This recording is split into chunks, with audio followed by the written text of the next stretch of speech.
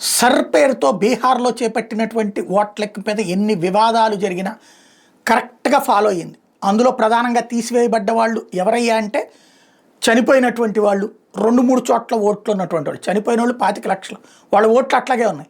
Elections అప్పుడు ఎవడో ఒకడు వేసేస్తున్నాడు. 7 లక్షల మంది ఎవరైతే ఈ కీలకమైనటువంటి వాళ్ళు ఉన్నారు అంటే ఒక చోట ఒకటి ఉంది, రెండో చోట మూడో చోట కూడా ఉంది, అవి తొలగించారు. అట్లాగే దాదాపు 30 లక్షల మంది రాష్ట్రం విడిచెళ్ళిపోయినా వాళ్ళకి ఓట్లు ఉన్నాయి, వాళ్ళందరినీ తీసేశారు, ఆ ఓట్లని తీసేశారు. ఇప్పుడు దేశవ్యాప్తంగా ఇదే అమలు చేస్తామని చెప్తోంది.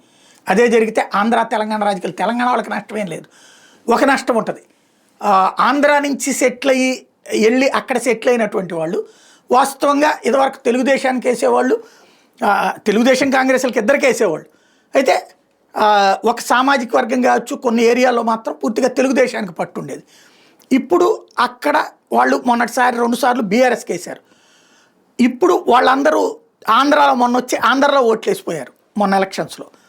తెలంగాణలో అసెంబ్లీకి వేసి పార్లమెంట్కి వచ్చేటప్పుడు ఆంధ్ర వేశారు.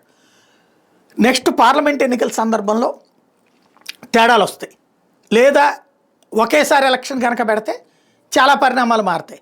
అప్పుడు అక్కడ కాంగ్రెస్కి నష్టం, బీజేపీకి లాభం, ఆంధ్రాలో తెలుగుదేశానికి లాభం.